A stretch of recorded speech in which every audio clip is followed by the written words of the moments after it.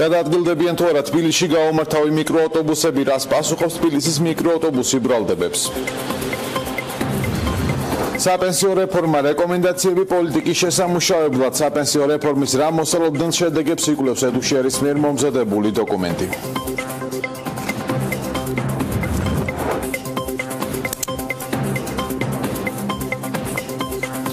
საღამომშვიდობის საქმის კურსი განაგრძობს თქვენს მუშაობას, რომელსაც ბექა ბაციკაძე გაუძღვება.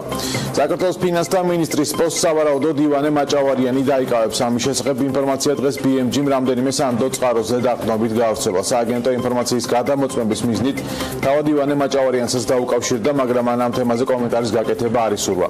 ივანე მაჭავარიანს ბოლო წლებში კომპანია ჯეოსელის კომერციული დირექტორის თანამდებობა ეკავა, სავარაუდოდ ზეკი 12 ივლისს პრემიერ-მინისტრი მამუკა ბახტაძე მთავრობის სხდომას გამართავს და განახლებული მინისტრთა კაბინეტის წევრებს წარადგენს.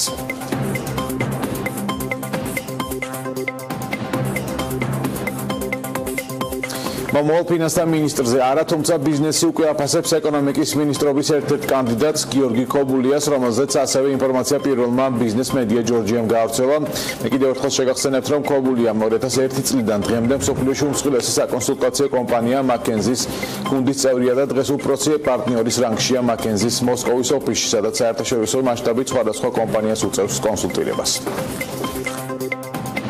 სამწუხაროდ არ მაქვს ინფორმაცია კანდიდატურებზე, რაც შეეხება გიორგი ქობულიას. გიორგის წლების განმავლობაში ვიცნობ, არის თავის საქმის პროფესიონალი და გამოირჩევა ერთ-ერთი ქართველი, რომელიც უცხოეთში მოღვაწეობს, ერთ-ერთი თვალსაჩინო წარმომადგენელი. მიმდინარე წლის ოქტომბრიდან თბილისში რეგისტრაციის გარეშე ტაქსის მომსახურებაში ჩართული ფიზიკური პირები ვეღარ ივლიან. დღეს თბილისის მერიამ ტაქსის კომპანიას, ბიზნეს ომბუდსმენს და სხვა დაინტერესებულ პირებს ტაქსის მომსახურების სფეროს მიმართ პირველ და მეორე ეტაპზე განსახორციელებელი მოთხოვნები გააცნო. წელს ტაქსები რეგისტრაციას დაექვემდებარებიან, მომავალი წლიდან კი მეორე ეტაპის მოთხოვნების შესაბამისად თბილისში მხოლოდ ერთი ფერის და ერთი ვიზუალის ტაქსები ივლიან. რა თამაშის წესებს თავაზობს მერია ბიზნეს და რას პასუხობენ მას რეგულაციის ადრესატები. ელენე გოგბერაშვილის სიუჟეტში ვნახავთ. პირველ ეტაპზე ადამიანებს, ვისაც სურთ, რომ ტაქსის მომსახურების სერვისი მიაწოდონ მოსახლეობას, მათ მოუწევთ ნებართვის აღება, იქ ნებართვის საფასური იქნება მას შემდეგაც აგრებლო დაამტკიცებს ჰიბრიდული ავტომობილებისთვის 50 ლარი, 100 ლარი ჩვეულებრივი ავტომობილებისთვის, ხოლო ელექტრონული ავტომობილებისთვის იქნება აბსოლუტურად უფასო. ტაქსით მომსახურების სფეროში ჩართული ფიზიკური პირები დარეგისტრირებას ელექტრონულ პორტალზე ახლო მომავალში შეძლებენ. მაია ბითაძემ დღეს ტაქსის კომპანიებს განუმარტა, რომ ფიზიკურ პირებს ნებართვის მიღება რამდენიმე ავტომობილზეც, მათი მეპატრონის თანხმობით შეეძლებათ. პირველი ეტაპის მოთხოვნების შესაბამისად, მათ მხოლოდ ყვითელი ფერის მანათობელი ნიშნის განთავსებისა და ნებართობის თანქონის ვალდებულება ექნებათ. წინწრებით უკვე ცნობილია, რა მოთხოვნების დაკმაყოფილება მოუწევთ ტაქსის კომპანიებს 2019 წლიდან. მეორე ეტაპისთვის საუბარი იქნება მანქანის ერთიან ვიზუალზე, ფერზე, რაც 2019-დან შევაძალაში, ასევე გარკვეული მოთხოვნები იქნება მარჯვენა საჭიან ავტომობილებზე და ავტომობილებზე მათი კარებების რაოდენობის მიხედვით. ბიზნესი ტაქსით მომსახურების სფეროში თამაშის თანაბარ წესებს ეთანხმება, თუმცა დაანონსებულ რეგულაციებთან დაკავშირებით რჩება კითხვებიც. კითხვის ნიშნები არის კონკრეტულად იმასთან დაკავშირებით, თუ რა ჩაითვლება ტაქსის სერვისად, მაგალითად ექნება თუ არა ტაქსის ლიცენზიის მფლობელს ქუჩაში აყვანის უფლება და არა მფლობელს იქნება ამის უფლების გარეშე, შეიძლება თუ არა ორ ხარეს შეთანხმდნენ ტრანსპორტირებაზე და იქნება თუ არა გამონაკლისები და ასე შემდეგ. ფერი, სანიშნე, ტაქსის ნიშანი და ასე შემდეგ. ეს ყველაფერი დეტალები ალბათ არის კიდევაც დღის წესრიგში, რომ დაიხვეწოს და განვითარდეს. თუ ყველაფერი ისე განვითარდება, როგორც რომ საერთო მიზანს მოემსახუროს, რომ ხარისხი გაუმჯობესდეს, ჩვენ რა თქმა უნდა მხარს დავუჭერთ. ბიზნესის მსგავსად ტაქსების რეგულირებასთან დაკავშირებით კითხვები აქვს არასამთავრობო სექტორს. დავით მესხიშვილი ამბობს, რომ ჯერ კიდევ ბევრი სამუშაოა, როგორი უნდა იყოს ის მოთხოვნები, რასაც მერია ტაქსის კომპანიებს დაუწესებს. პრობლემაა აღსრულების ნაწილშიც, რომელიც მისი თქმით, კანონის მიხედვით საპატრულო პოლიციამ უნდა განახორციელოს. ჩვენ მიგვაჩნია, რომ საპატრულო პოლიციას აქვს ძალიან ბევრი ფუნქცია დღესდღეობით და სამწუხაროდ ხარისხი უკვე საპატრულო პოლიციის მიერ გაწეული სამსახურის ნელ-ნელა ქვევით იწევს. ამას ჩვენ ვხედავთ ავტოსაგზაო შემთხვევების დროსაც, ამას ჩვენ ვხედავთ ტექნიკური ინსპექტირების დროს ავტომობილების. ამიტომ მიგვაჩნია რომ რაღაც უფრო ეფექტიანი მექანიზმი უნდა იქნას მოფიქრებული აღსრულების ნაწილში. მათ რიგებშია ბიზნეს ომბუდსმენიც, რომლებიც ფიქრობენ, რომ ტაქსით მომსახურების ბაზარი რეგულირებას უნდა დაექვემდებაროს. ირაკლი ლექვინაძე ფიქრობს, რომ სამართლიანი თამაშის წესები ბიზნესისთვის საქმიანობას გაცილებით გააუმჯობესებს. დღეს არსებული მდგომარეობა ბაზარზე, როცა არანაირი თამაშის წესი არ არსებობს, ბევრად უფრო აზარალებს იმ კომპანიებს, ვინც ამ ინდუსტრიაში მოქმედებენ სამართლიანი თამაშის წესებით, აქვთ ორგანიზებული კომპანია, იხდიან გადასახადებს და მომხმარებელს სთავაზობენ შესაბამის სერვისებს, ამიტომ გარკვეული თამაშის წესების შემოტანა ამ მიმართულებით, მე ვფიქრობ, ბიზნესისთვის, ამ სფეროში მოქმედი ბიზნესისთვის იქნება ბევრად უფრო უკეთესი, ვიდრე დღეს არსებული სიტუაცია. ის ფიზიკური პირები, რომელთათვის ტაქსით მომსახურება შემოსავლის ერთადერთი წყაროა, ამბობენ, რომ ისინი მეორე ეტაპის მოთხოვნების დაკმაყოფილებას ვერ შეძლებენ და ისედაც მძიმე სოციალური ფონი ქვეყანაში კიდევ უფრო დამძიმდება. ის ათასობით ადამიანი სად უნდა წავიდეს, ვისაც მაგალითად არ მიეცემა იმის უფლება, რომ განაგრძოს ეს საქმიანობა. ფერს კიდე რაღაცას მოუხერხებ ადამიანი, რაღაცნაირად კი რაღაც თუ ესე იქნება, მაგრამ ახლა მარკაზე რა გითხრათ, გამორიცხული არის და ალბათ 10,000-ობით ადამიანი დარჩება ისე. ტაქსით მომსახურების სფეროში უნებართვო საქმიანობისთვის სანქციები ძალაში ოქტომბრიდან შედის. მანამდე ტაქსის კომპანიებს 2 თვემდე ვადა აქვთ, რათა ავტორიზაცია გაიარონ. პროცესი საკრებულოს მიერ აქტის დამტკიცების შემდეგ პირველად 15 აგვისტოს დაიწყება.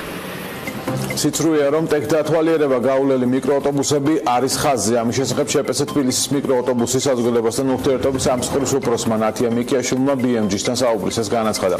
მისი თქმით, 1600-ზე მეტ მიკროავტობუსს ტექდათვალიერება უკვე ჩაუტარდა, ხოლო 18 ერთეულ სამუშტო ტაქსში ხარვეზებით აფიქსირდა, როგორც მიკიაშვილი ამბობს, 2011 წლიდან მიკროავტობუსები წელიწადში ორჯერ საქართველოს ეკონომიკის სამინისტროს მიერ აკრედიტებულ ტექდათვალიერების ცენტრებში მოწმდებიან, რის შედეგადაც კომპანიაში შესაბამის საბუთს წარადგენენ.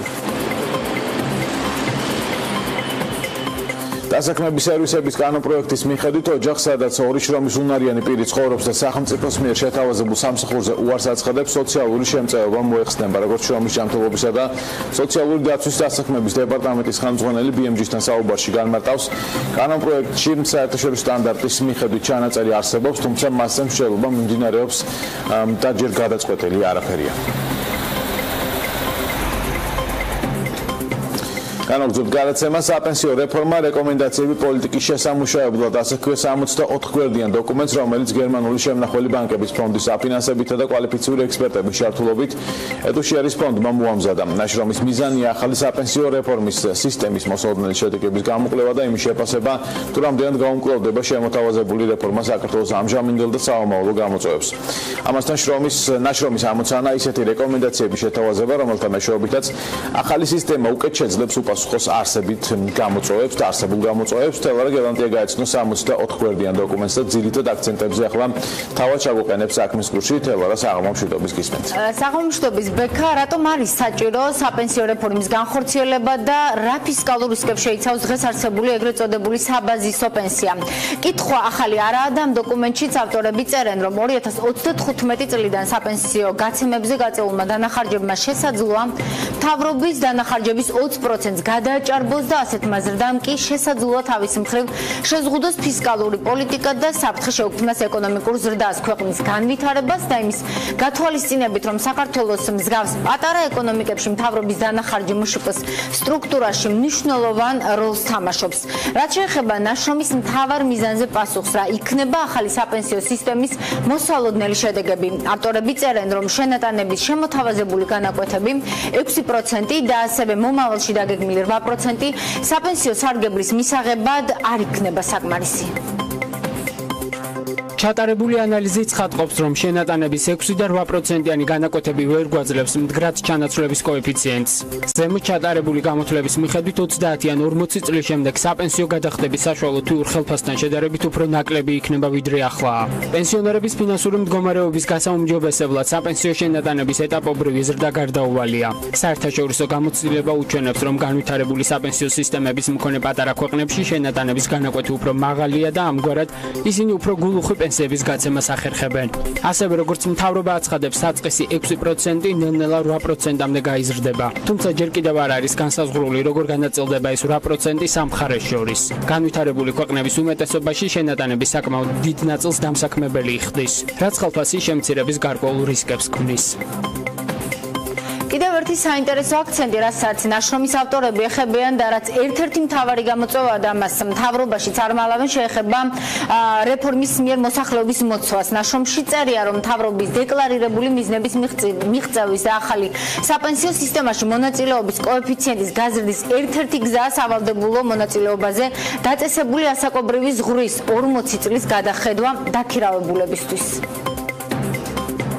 დასაქმებულის დიდი ნაწილი 40 წელზე უფროსია, რაც მათ უფლებას აძლევს გამოეთიშონ ახალ საპენსიო სქემას. მიუხედავად იმისა, რომ ამ დასაქმებულებს ახალი საპენსიო სისტემის დანერგვიდან პენსიაზე გასვლამდე 20-25 წელზე ნაკლები დრო დარჩათ, მათ მაინც შეუძლიათ დიდი ოდენობის თანხის დაგროვება და პენსიაზე გასვლის შემდეგ მეტი პენსიის მიღება.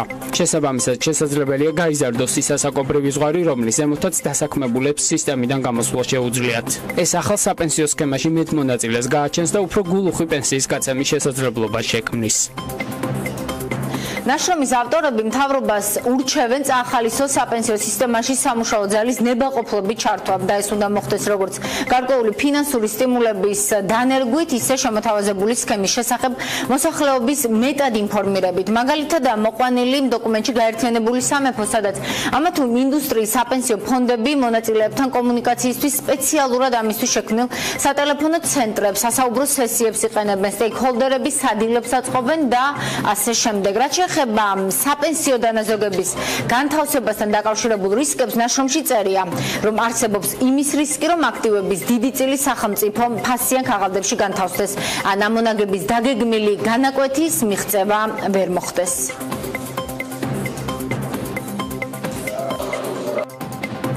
საპენსიო ფონდის მართვის საწყის ეტაპზე ფონდის საინვესტიციო პოლიტიკაში გათვალისწინებული უნდა იყოს აქტივების საკრედიტო რეიტინგი.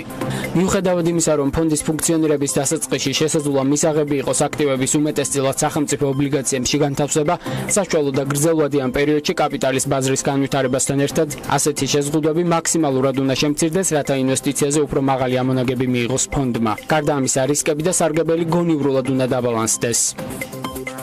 კიდევ ერთი, ასე ვთქვათ, საინტერესო მიგნება თუ შენიშნო, რაც ფონდ ედუშიარის მიერ მომზადებულ ნაშრომში გვხვდება, შეეხება მიგრაციას, რომელიც ქართული შრომის ბაზრის ერთ-ერთი მთავარი გამოწვევაა. ავტორები ფიქრობენ, რომ მას გავლენა აქვს შემოთავაზებულ საპენსიო სქემაზე, რადგან მიგრაციის პოლიტიკის ინსტიტუტის მიხედვით 800,000-ზე მეტი საქართველოს მოქალაქე ემიგრაციაშია. დოკუმენტის მიხედვით დღეს რთულია შეფასდეს მიგრაციის მიმდინარე და სამომავლო გავლენა საპენსიო სქემაზე, რადგან არ არსებობს მონაცემები იმ სამუშაო ძალაზე, რომელიც ემიგრაციაში იყო ან არის და შემდეგ მოგვიანებით ქვეყანაში ბრუნდება. კვლევაში აღნიშნულია, რომ ახალ საპენსიო კანონმდებლობაში ამ ასპექტებთან დაკავშირებით ცხადი სტრატეგია უნდა არსებობდეს.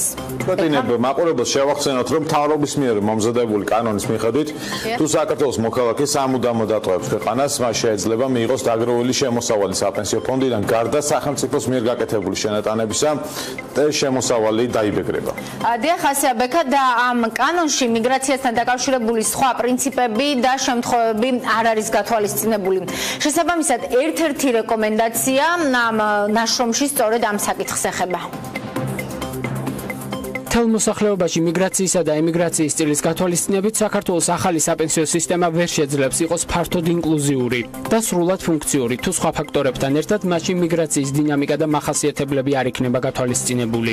იმისთვის, რომ შევაფასოთ, რა გავლენა აქვს სამუშაო ძალის მობილურობა საპენსიო ფულად სახსრებზე და სტრუქტურაზე, საჭიროა შეგროვდეს და გაანალიზდეს მონაცემები, გაკეთდეს პროგნოზები. ამას კი სხვა თემებთან ერთად საქართველოს მიგრაციის სტრატეგია 2016-2020 არ ფარავს. თუ ვერ გახდება შესაძლებელი ასეთი ანალიზის ჩატარება, დიდი საფრთხის ქვეშ დგება შემოთავაზებული საპენსიო რეფორმის ფინანსური მიზანშეწონილობის შეფასება. დოკუმენტის მიხედვით ედუშიარის ანალიტიკოსები მთავრობას ურჩევენ ევროკავშირის პრაქტიკის გამოყენებას და საპენსიო დანაზოგის პორტირების დანერგვას. მაგალითად, თუ პირი საქართველოს დატოვებს, მას მიეცეს უფლება დანაზოგის სხვა ქვეყნის საპენსიო ფონდში გადაიტანოს და ასე შემდეგ. რადგან სისტემას ეყოლება მონაწილეები, რომლებიც დროებით ემიგრაციაში წავლენ, მაგრამ საქართველოს მოქალაქეობაზე უარს არ იტყვიან ან სიბერეში დაბრუნდებიან და მათ უზრუნველ სიბერეზე უკვე სახელმწიფო ვერ იზრუნებს. ნაშრომში კიდევ არაერთი საინტერესო რეკომენდაცია ამოცემული, მაგალითად, კვლევის ავტორები ურჩევენ მთავრობას კონკრეტული სტიმულები შეუქმნას კერძო კომპანიებს და წაახალისოს ისინი, რათა საპენსიო ბაზრის მნიშვნელოვანი მოთამაშეები გახდნენ. ასევე ერთ-ერთი რეკომენდაცია მთავრობას კანონმდებლობით აეკრძალოს სხვადასხვა პოლიტიკური მიზნით საპენსიო ფონდში უხეში ჩარევა. რომ შევაჯამოთ, ნაშრომის ავტორებიც ხედავენ კერძო საპენსიო რეფორმის საჭიროებას, მაგრამ მიიჩნევენ, რომ შემოთავაზებული სქემა ბევრი მიმართულებით დასახვეწია. ნაშრომი საჯაროა და მთავრობასაც შეუძლია, რომ ამ დოკუმენტს გაეცნოს. ცნობისთვის ფონდი ედუშიარი ეროვნული ბანკის ექს-პრეზიდენტმა გიორგი ქადაგიძემ დააფუძნა. ბექა. მადლობა, ეს იყო თელარა გელანდია. მაყურებელს ინფორმაციის უთხრათ, რომ საპენსიო რეფორმის ამოქმედება კიდევ ერთხელ გადაიდო და ის 2019 წლის შემოდგომის და მესამე კვარტალის ნაცვლად 2019 წლის იანვარში უნდა ამოქმედდეს. განვაგრძობთ გადაცემას. სების რეგულაციების შემდეგ სამომხმარებლო სესხების წილი საბანკო სექტორში საკმაოდ შემცირებულია. ამის შესახებ განცხადება TBC ბანკის გენერალურმა დირექტორმა ვახტანგ ბუცხრიკიძემ გააკეთა. TBC ბანკის გენერალური დირექტორის თქმით, ძირითადი დაფინანსება მომავალში სავარაუდოდ უზრუნველყოფილ და იპოთეკურ სესხებზე გადანაწილდება. ველოდებით ახლა საბანკო სექტორის შესაბამისად ალბათ ივნისის შედეგები სულ ცოტა ხანში გვექნება, მაგრამ ჩვენი მოლოდინი არის, რომ შესაბამისად ამ ახალი რეგულაციების შემდეგ ძირითადი დაფინანსება მოხდება, ორიენტაცია მოხდება უფრო უზრუნველყოფილ სესხებზე, ძირითადად იპოთეკურ სესხებზე, შესაბამისად წილი ახალ დაფინანსებაში სამხაროო სესხების შემცირებული იქნება. ის ტენდენცია თუ არის შემცირებული ახალი რეგულაციის შემდეგ? Salsakhat TBC ბანკის მაგალითად შეიძლება ითქვას, რომ ივნისის განმავლობაში ძირითადი აქცენტი ჩვენს მიერ გაატანილი იყო იპოთეკური სესხების დაფინანსებაზე, შესაბამისად სამხარებლო და განსაკუთრებით ასე ვთქვათ სამხაროო სესხების წილი შემცირებული. Smiley და Right Tomorrow ერთიანდება ტექნიკის მაღაზიათა ქსელის კომპანიებმა მოსალოდნელ კონცენტრაციაზე კონკურენციის სააგენტოსგან თანხმობა უკვე მოიპოვეს. სააგენტოს ცნობით Smiley და Amireteki ანუ Arai ერთობლივ საწარმოს დაფუძნებას და ამ გზით კონცენტრაციას გეგმავენ, რაც კონკურენტულ გარემოსთან თავსებადია. Kriptovalutis bankomatები თბილისში დღეს საქმის კურსი კიდევ ერთ კომპანიის გაგაცნობთ, რომელიც საკუთარ ბიზნესს გაცვლებს ვირტუალური ფულის ბანკომატებზე აკეთებს და თბილისის გარდა მის დადგმას საქართველოს კიდევ რამდენიმე ქალაქში გეგმავს. მაქსიმალური თანხის განაღდება, რომელიც ამ ბანკომატიდან ერთჯერადად შეგიძლიათ 14900 ლარია. თუმცა ამ შემთხვევაში საუბარი ვირტუალური ფულის ბანკომატზეა, რომელსაც თბილისის არაერთ ცენტრალურ ნაწილში შეხვდებით. კიდევ უფრო საინტერესო რიცხვებია, რომლის მიხედვითაც მაგალითად კრიპტომატის ბანკომატებით ბოლოს 3 თვეში 500-ზე მეტმა ადამიანმა ისარგებლა. მომხმარებლებს შორის კი არა მხოლოდ ქართველი, არამედ უცხოელი ტურისტებიც არიან. ამ 3 თვის განმავლობაში მოთხოვნა მაჩვენა, რომ დაინტერესება არსებობს და საკმაოდ მაღალი და მზარდი დაინტერესება არის კრიპტოვალუტებზე, როგორც ადგილობრივი ქართველი მომხმარებლის მხრიდან, ასევე ტურისტების მხრიდან. დაახლოებით ყოველდღიურად ათეულობით ადამიანი იყენებს უკვე. თავიდან განთავსების პირველ კვირებში იყო რაღაცა 2-3 კაცი თუ რაღაცას გაანაღდებდა, ანუ საკმაოდ წივი იყო ასე ვთქვათ ეს ტრანზაქციები. მას შემდეგ გაიზარდა ცნობადობაც, ხალხი ნელ-ნელა იგებს უკვე ამ აპარატების შესახებ და დღესდღეობით უკვე რაღაც ათეულობით ადამიანი იყენებს. სულ ჯამში ამ 3 თვის განმავლობაში ალბათ რაღაც 500-დან 600 კაცამდე ვისარგებლა უკვე ამ ATM-ებით. მომავალში ველოდებით კიდევ უფრო ზრდას და ზრდასთან ერთად გეგმავთ აპარატების დამატებას. მიუხედავად იმისა, რომ სოფლიოში ბიტკოინს ხშირად ეჭვის თვალით უყურებენ, ფაქტი ერთია. იმ საიტების რაოდენობა, სადაც შოპინგი ბიტკოინების საშუალებით შეგიძლიათ დღე იზრდება. ეს იმ კომპანიების არასრული ჩამონათვალია, სადაც ვირტუალური ფულით ვაჭრობა შეგიძლიათ. თუმცა ამით არც საქართველოა გამონაკლისი. მაგალითად, გასულ წელს დაანონსდა, რომ პიცის გამოძახება და მისი ღირებულების გადახდა მომხმარებელს საქართველოში სწორედ ბიტკოინის საშუალებით შეეძლო. თუმცა არსებობს რისკებიც და ამაზე საუბარსაც საქართველოში გაურბიან. გატეხავს რომ თავი დავანებოთ, ბევრი სხვა რისკიც არის ამ ტექნოლოგიასთან დაკავშირებული. იგივე ფასების ვოლატილობა და კურსების მაღალი ვოლატილობა შეიძლება გამოიწვიოს შენი დანაზოგის შემცირება, ასე ვთქვათ. ეს გატეხავს რაც შეეხება ზოგადად ახალი ტექნოლოგია, ბევრი სტარტაპია, ბევრი ახალი კომპანია, გამოცდილება ჯერ ამ რისკების პრევენციის იმდენად არ არის და არ არსებობს და ეს გავსი ტიპის რისკები ყოველთვის ჯერჯერობით არის, ასე ვთქვათ, დაკავშირებული ამ ტექნოლოგიასთან. ვფიქრობ, რომ მომავალში ნელ-ნელა დაიხვეწება, ცოდნის დონეც აიწევს, მომხმარებელიც ისწავლის, ვის უნდა ენდოს, ვის არ უნდა ენდოს და შესაბამისად ეს რისკებიც შემცირდება. ფაქტია, ვირტუალური ფულით ვაჭრობის სტატისტიკა მსოფლიოში მზარდია. ასევე იზრდება იმ კომპანიების ჩამონათოლიც, ვინც საკუთარ ბიზნეს გათვლებს სწორედ კრიპტოვალუტებს უკავშირებს. ასევე ჩვენი რესპონდენტიც, რომელიც ახლო მომავალში კრიპტოვალუტის ბანკომატებით მთელი საქართველოს დაფარვას გეგმავს. პირველი თბილისის შემდეგ ბათუმი, ქუთაისი და თელავი იქნება. საფეხბურთო კლუბ ლანჩხუთის გურიაზე უნდა მოგიყვეთ, რომელსაც ერთ-ერთი ბრაზილიური კლუბის მიმართ 40,500 ევროს და FIFA-ს ასარგებლოდ 5,000 შვეიცარიული ფრანკის დავალიანება აქვს. დასაწყისში გეტყვით, რატომ დაეკისრა კლუბს ფინანსური სანქციები. საქმე 2016 წელს ლანჩხუთურ კლუბში მოთამაშე ბრაზილიელ ლეგიონერს ეხება, რომელიც აღზრდელმა კლუბმაც FIFA-ს საჩივრით მიმართა და გურიასგან საფეხბურთო წესდების დარღვევის ანაცვლოდ კომპენსაციის სახით გარკვეული თანხის გადახდა მოითხოვა. კერძოდ 2016 წელს გურიამ კონტრაქტი გააფორმა 18 წლის ბრაზილიელთან ფეხბურთელთან ოლივიერა სილვასთან, რომელმაც 3 შეხვედრის შემდეგ თერჯოლის საპონელაში გადაინაცვლა. ახლა კი ფულს FIFA-ს მეშვეობით მისი გამზრდელი ბრაზილიური ფიგურენსე ატლეტიკო ითხოვს.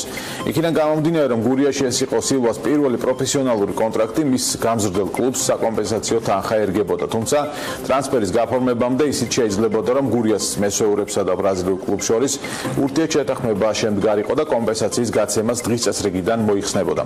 მოკლედ, რადგან გურიასგან ბრაზილიურ ფიგურენსე ატლეტიკო კლუბს ანგარიშზე თანხა არ ჩაერიცხა, მან FIFA შესაბამის კომიტეტს მიმართა, რის შემდეგაც გურიას საკმაოდ სოლიდური თანხის გადახდა დაეკისრა. თუმცა, როგორც ამბობენ, იმის გათვალისწინებით, რომ ლანჩხუთური კლუბი ქვედა ლიგაში ასპარეზობს, ჯარიმა შედარებით მცირეა, წინააღმდეგ შემთხვევაში თანხის ოდენობა გაცილებით დიდი იქნებოდა. საფეხბურთო კლუბ ლანჩხუთის გურიას აღმასრულებელმა დირექტორმა ვლადიმერ ყენიამ აღნიშნულთან დაკავშირებით დახმარების თხოვნით უკვე მიმართა მუნიციპალიტეტის საკრებულოს. ჩვენ ლანჩხუთის მუნიციპალიტეტის საკრებულოშიც დავრეკით, სადაც გვითხრეს, რომ საკითხის განხილვა შესაბამის კომიტეტებში მიმდინარეობს და ჯერ გადაწყვეტილება მიღებული არ არის. ჯარიმის და კომპენსაციის გადახდის ბოლოვა და კი 9 ივლისი იყო, ანუ გუშინ გავიდა ამოიწურა ეს ვადა. საქმის კურსი ლანჩხუთის გურიის სპორტულ დირექტორსაც დაუკავშირდა. როგორც გიორგი ჯორბენაძემ გვითხრა, ბრაზილიურ კლუბთან მათ შეთანხმებას მიაღწიეს და დავალიანება 6 თვეზე გადანაწილდება.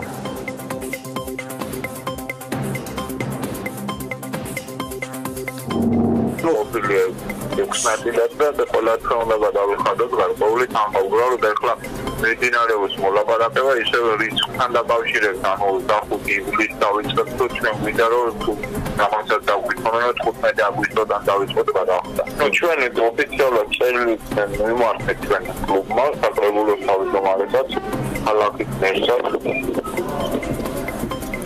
დელოდებით პასუხს არა, პასუხს ხო თვითონ იმიჯელებენ ამასთან დაკავშირებით და შეთანხმებულად მოხდათ, რა თქმა უნდა, ხო ჩვენ ვერანაირად ვერ შევძლებთ, რომ ჩვენ დავფაროთ კლუბმა დავფაროთ რაღაცის დავალიანება. გიორგი ჯორბენაძის ინფორმაციით შეთანხმების თაობაზე ინფორმირებულია საქართველოს ფეხბურთის ფედერაციას და შესაბამისად FIFA-ც. გიორგი ჯორბენაძეს ადგილობრივი მთავრობის ფინანსური დახმარების იმედი აქვს. მოკლედ, რა გადაწყვეტილებას მიიღებს ლანჩხუთის საკრებულო და მერია ამის თაობაზე ჩვენი მაყურებელიც იქნება ინფორმირებული, წარმატებები და უსანქციო ტრანსფერები და გამარჯვებები გურიას. განაგზავნებთ ეთერს და გადაცემის ბოლოსკენ ვალუტის კურსს გადავხედოთ. ეროვნული ბანკის მონაცემებით, ხვალ 11 ივლისს ლარის ოფიციალური გაცვლითი კურსი უცხო ვალუტებთან ასე გამოიყურება. 1 ევრო 2 ლარი და 85 თეთრი ღირს, 1 გირმოხა სტერლინგი 3 ლარი და 23 თეთრი, 1 დოლარი კი 2 ლარი და 54 თეთრია. და ტრადიციულად გადაცემის ბოლოს ნახოთ, რას გვიმზადებს BMG-ის პროექტები, საქმიანი დილა და ქალების ნარატივი. დავიწყოთ საქმიანი დილის ვიდეო ანონსით. 11 ივლისს დილას საქმიანად იწყებენ ნათია იორდანიშვილი, გიორგი მჟავანაძე, ალექსი პეტრიაშვილი, ზეზა აპეშიძე და ბექა ბაციკაძე ბიძინა ბარათაშვილს მასპინძლობენ. ნინო ზამბახიძის სტუმარი გიორგი გვენეტაძე იქნება. დილა საქმიანია TV პირველზე.